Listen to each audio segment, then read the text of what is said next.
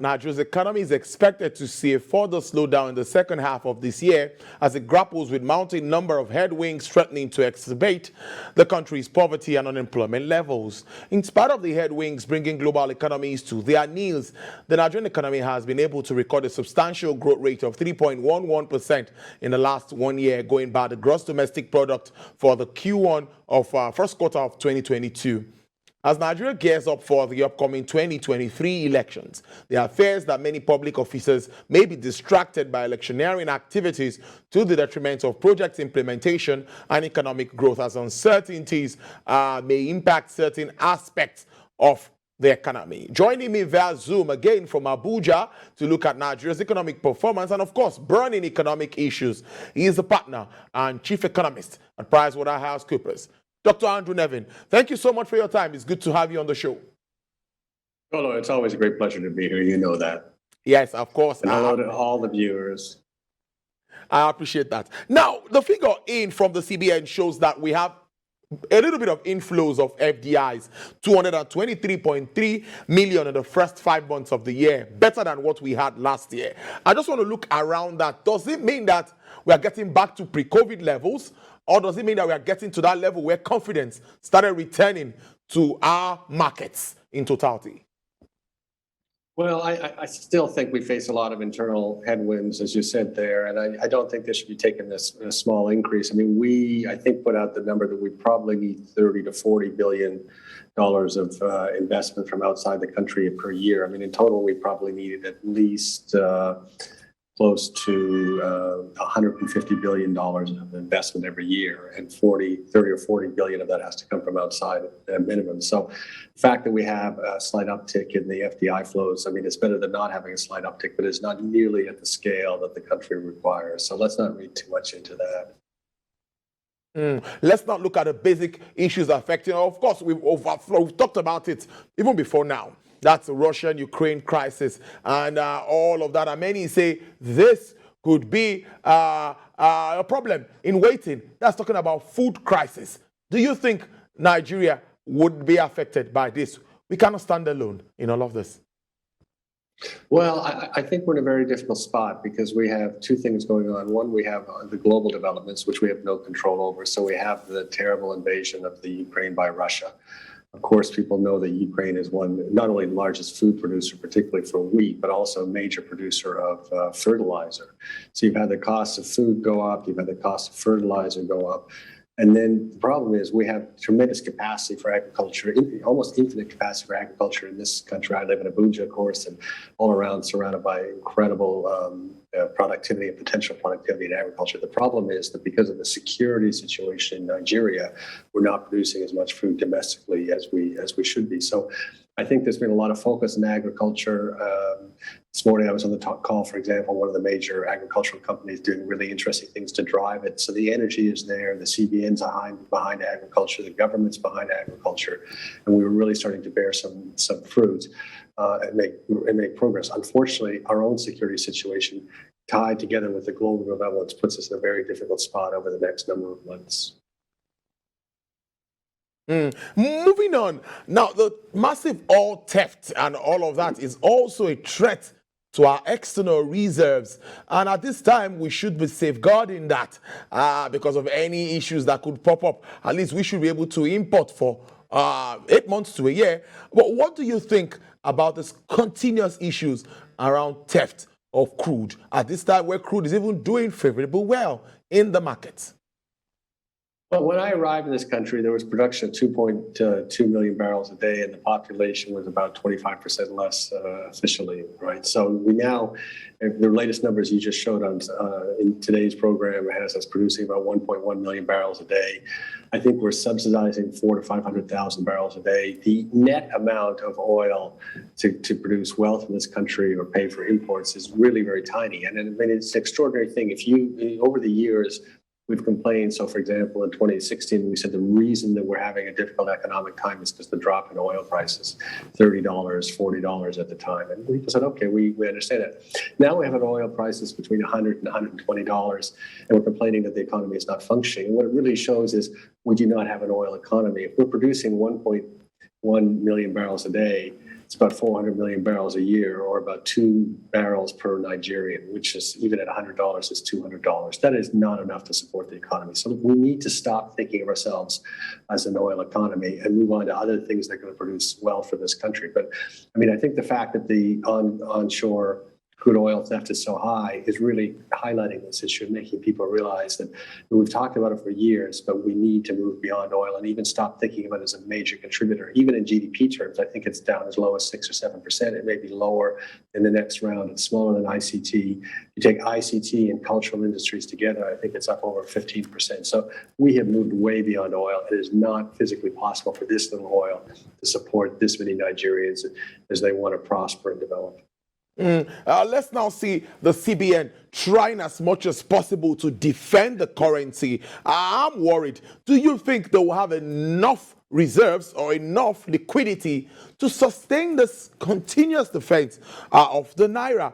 Or is it a short-term thing, or can this be done for how long? Can we sustain this?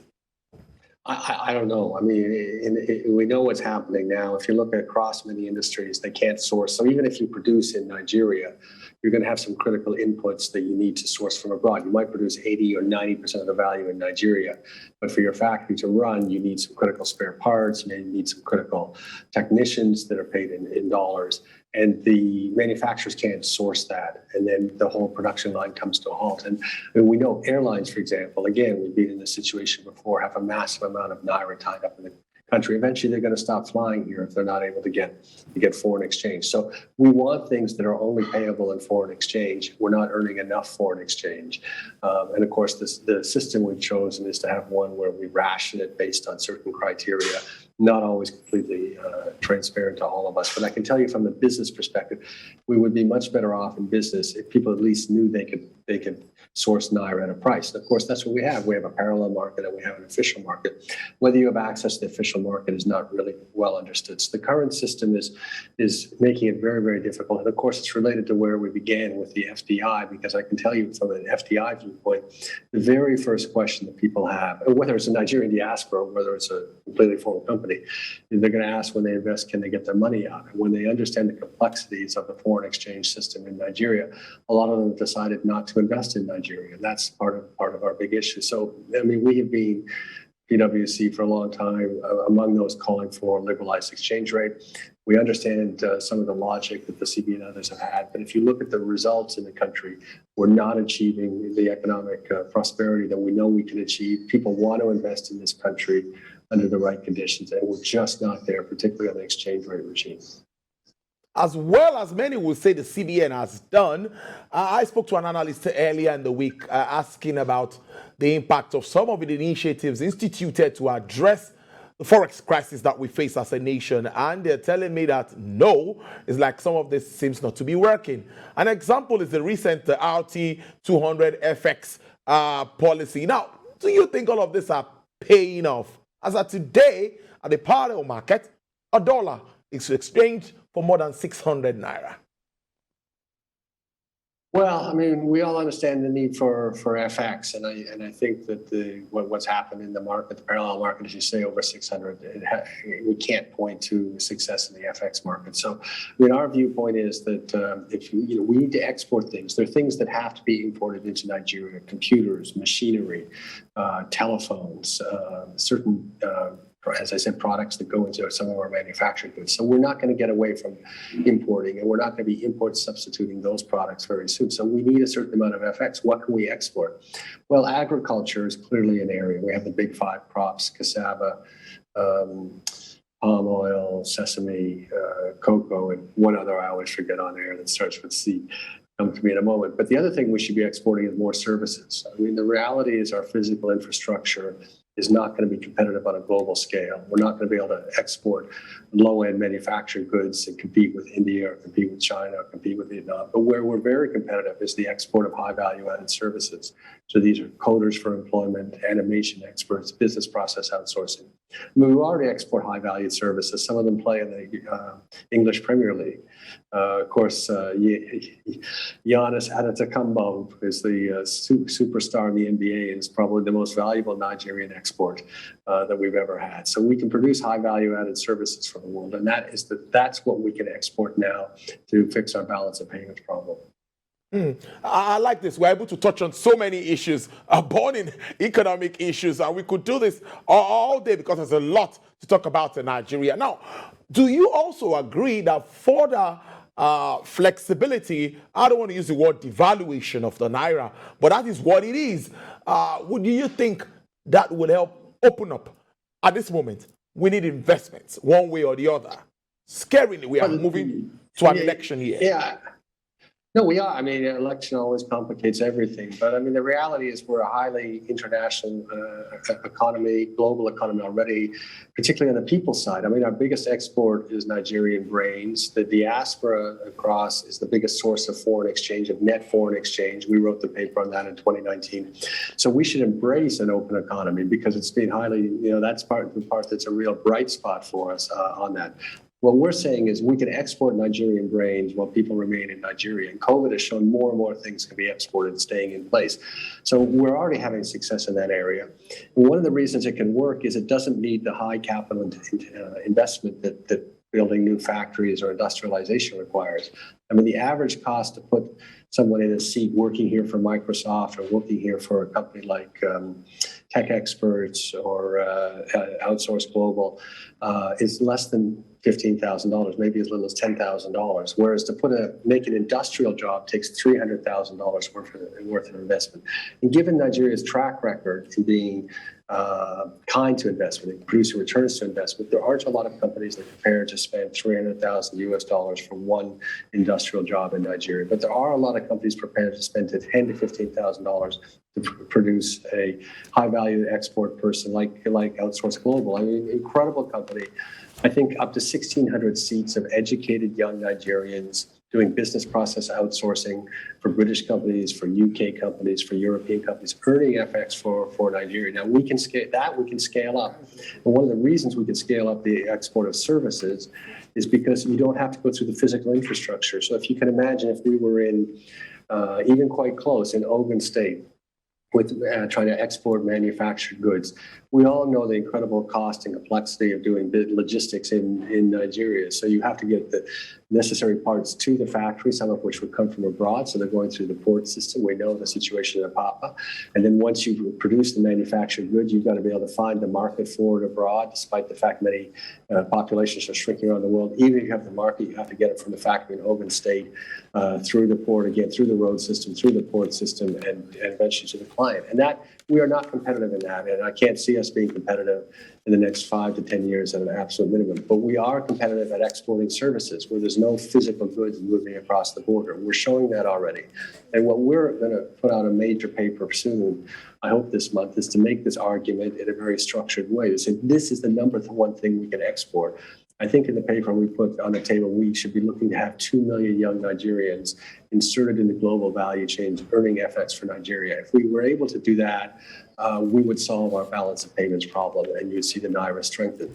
And we're not the only ones saying that. There are states out there that recognize this as a key part of their strategy. So Edo State, His Excellency Governor Obaseki, done a fantastic job on many dimensions. Part of his strategy is to produce 15,000 coders that earn FX for Edo State. Well, 36 states times 15,000 coders, you're getting up to hundreds of 500,000, 600,000 young people to start down where we want to see to that 2 million. So for us, that's the only way we're going to solve our balance of payments problem is the export of high value added services. And what people may not realize is 70% of the global GDP is, of course, in services, right? It's bigger than the manufactured goods.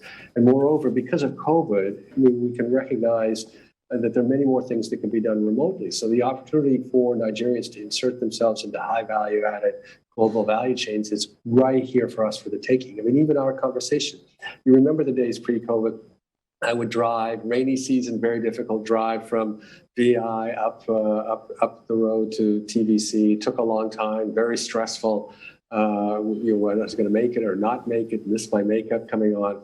I mean, now we can have the same interaction with Zoom, and it's very powerful. And that's what we should be exploiting to really drive Nigeria's economic development. It's not oil, as I said, maybe agriculture, because we have an advantage in those 5 crops.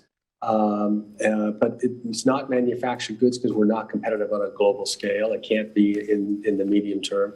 It's the export of services where we are already doing pretty well on that, and we just need to scale up. So that's the message we want to give if we want to really address this FX situation. So from a CBN viewpoint, they have intervention in SME, they have intervention in agriculture, they have intervention in manufacturing. There's nothing wrong with that, but I would like the country to think more about how do we export services? Because we can export services without having to worry about we can export services without having to worry about the road being out. We can even export services without having to worry about centralized power, because the power needed to export services, you need power, but it's a low level of power. We can produce with solar in situ on that.